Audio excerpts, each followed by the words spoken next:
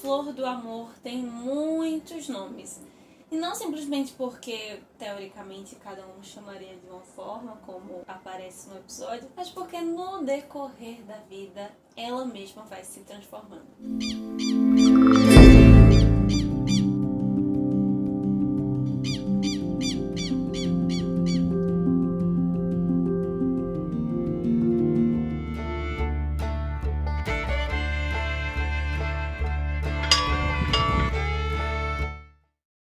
O que temos para hoje, Sanches e Dulcineias? Eu sou a Larissa Bertolino e você está no Uma Garota Quixotesca, canal onde nós tratamos sobre literatura e a obra que nós estamos trabalhando aqui todas as segundas-feiras, um dos livros que podem concorrer a romance nacional, que é o Grande Sertão Veredas, do Guimarães Rosa. E nós estamos hoje no nosso episódio número 3, onde nós estivemos lendo as páginas 99 a 142. Hoje nós vamos tratar de algumas frases famosas. E no episódio da semana passada nós vimos aquela circunstância, qual o Riobaldo, criança, tem um encontro no rio com um menino que lhe inspira coragem. E nós vimos nessa semana que esta criança que ele reencontra agora adulto é o Reinaldo, ou melhor, Diadorim. Acaba colocando de forma muito poética como esse menino marca a travessia do rio. Esses personagens em ambos esses momentos marcam a travessia do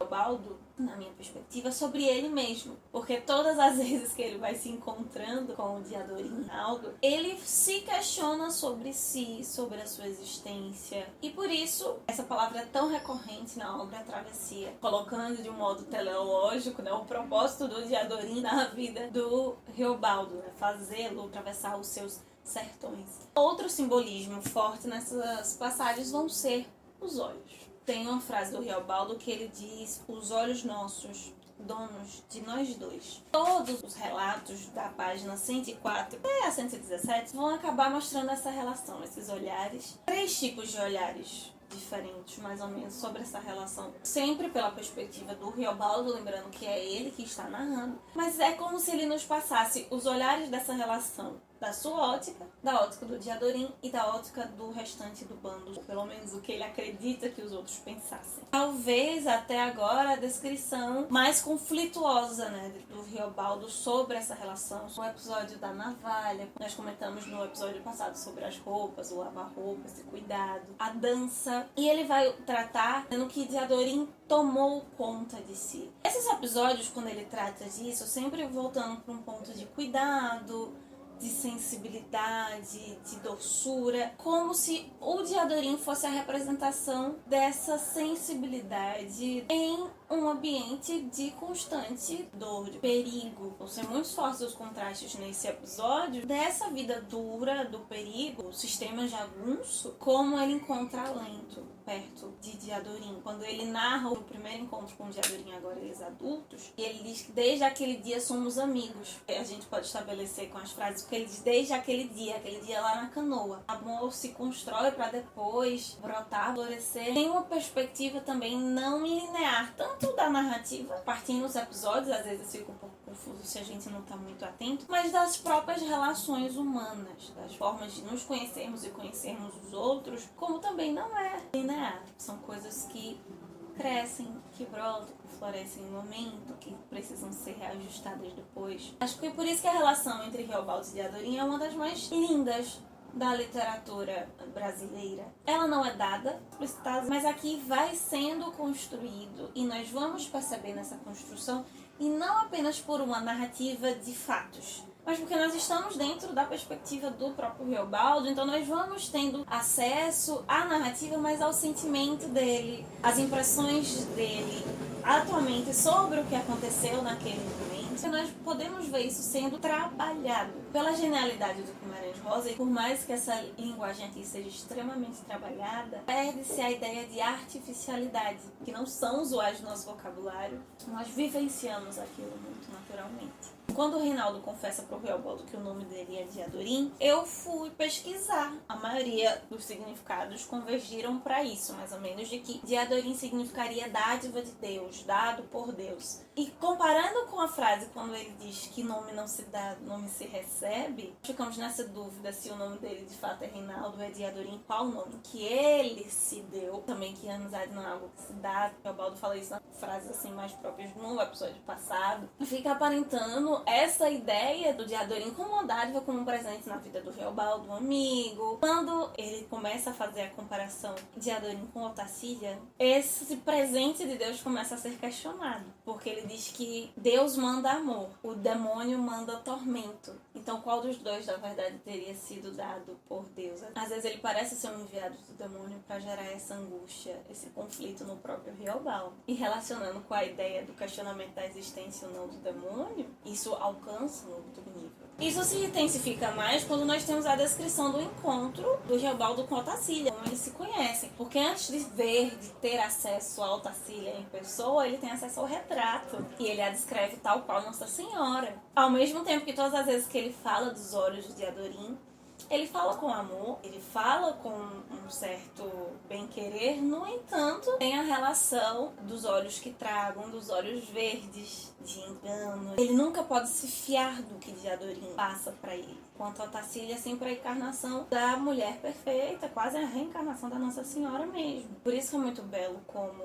o Guimarães Rosa vai descrever esses conflitos. Esse estabelecimento de Otacília versus Diadorim, ele amava de fato Diadorim, e Otacília foi só porque ele não poderia viver esse amor proibido e se casou com uma mulher que seria boa, que seria perfeita. São dois amores que são vividos de fato, reais. Só que quando ele traz essa imagem de Otacília como Nossa Senhora, ele não fala apenas da mulher ideal, mas ele atribui a Otacília um caráter salvador, como se ele quisesse veladamente defender isso. Olha, Otacília não é uma fachada, ela é o meu amor de verdade. Quando ele usa até a expressão da mulher ideal é branca, sim, nós poderíamos questionar questões aqui sobre racismo, as mulheres negras serem preteridas. No entanto, branco também nesse sentido de pureza, perfeição, para limpar os pecados. Mas esse episódio da conversa da Otacília com o Reobaldo é também para mostrar o poder da palavra da própria Otacília. Consegue fisgá-lo pela palavra. Mas na verdade a Otacília é tão perfeita, pelo menos até então eu não lembro de ter tido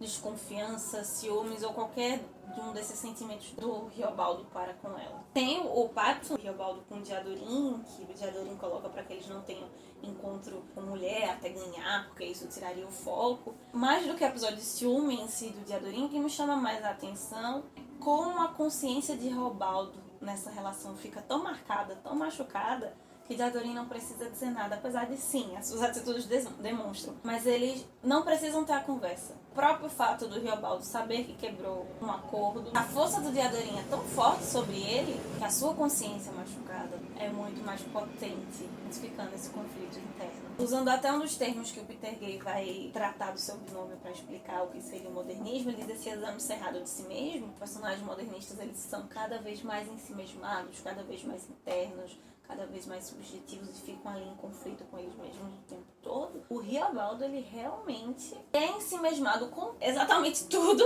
ao seu redor. Personagem-chave, porque ele tá em conflito constante. É como se a cada segundo um conflito fosse sobrepujando o outro.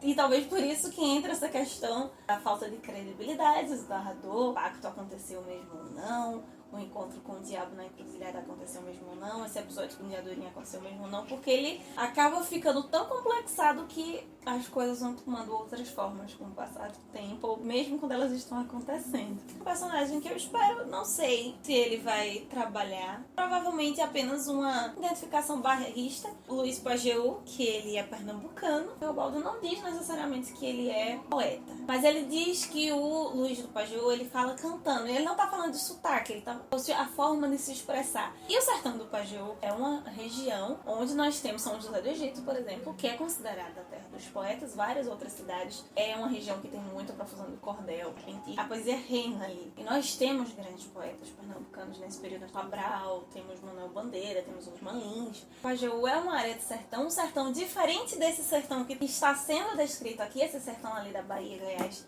em Minas Gerais. Talvez por isso, por ser um sertão diferente, a forma de se falar aqui seja diferente. Caminhando para o final a minha última análise, esse grande tratado, que são as comparações que o Riobaldo vai principalmente apresentar, mas de vez em quando o Diadorim também fala, sobre o Joca Ramiro, o Zé Bebelo e o Hermógenes. Eles vão ser ali líderes do bando em alguns momentos, vão ser bandos distintos, vão converger, mas especialmente sobre o caráter dos três, né? É de todo um bom, se é de todo um mal, se é os dois. Tem uma certa aversão completa ali ao Hermógenes. Ele não olha nos olhos. É muito interessante pensar nisso, no momento que ele vai falar tanto da importância dos olhos de Diadorim. Tanto do amor, como que ele vai tratar, da coragem que ele vai ver nos olhos do menino, salvação que ele vai encontrar nos olhos da Otacília. Nesse personagem, ele nunca olhar nos olhos, estabelecer certa descredibilidade ao seu caráter. Ele é o próprio diabo para matar, como o Riobaldo vai descrever. Então, o diabo você não olha nos olhos nunca. Quando ele é questionado, né, sobre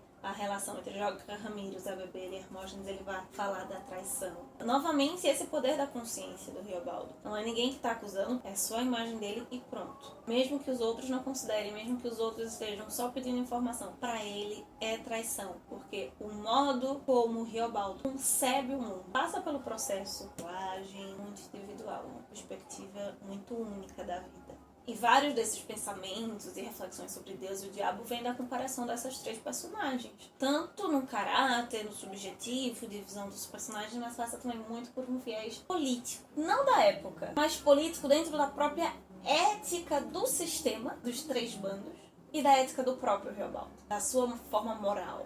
Ao mesmo tempo que essa relação com Deus e o diabo é política, ela também vai ser mais abrangente quando ele fala, pouquíssimas vezes nesse capítulo, mas ele fala, né, do compadre meu Kelemem, mas ele diz claramente agora que o compadre é como uma espécie de guru espiritual. O compadre meu Kelemem, muitos anos depois, me ensinou que todo desejo a gente realizar alcança, se tiver ânimo para cumprir 7 dias seguidos. A energia e paciência, força de só fazer o que dá desgosto, nojo, gastura, cansaço, de rejeitar toda qualidade de prazer, diz ele. Eu creio. Mas ensinou que maior e melhor ainda é, no fim, se rejeitar até mesmo aquele desejo principal que serviu para animar a gente na penitência da glória. O personagem que ainda não apareceu, ele é só citado, era mais como, eu admiro a fé, eu admiro o pensamento dele. Ele começa a ver os ensinamentos do padre meu Kelemem de forma prática. Ele tá falando aqui de renúncia, tinha tido o pacto com o Diadorim. Assim que ele termina esse trecho e escreve um pouquinho mais, ele vai dizer o seguinte: bem,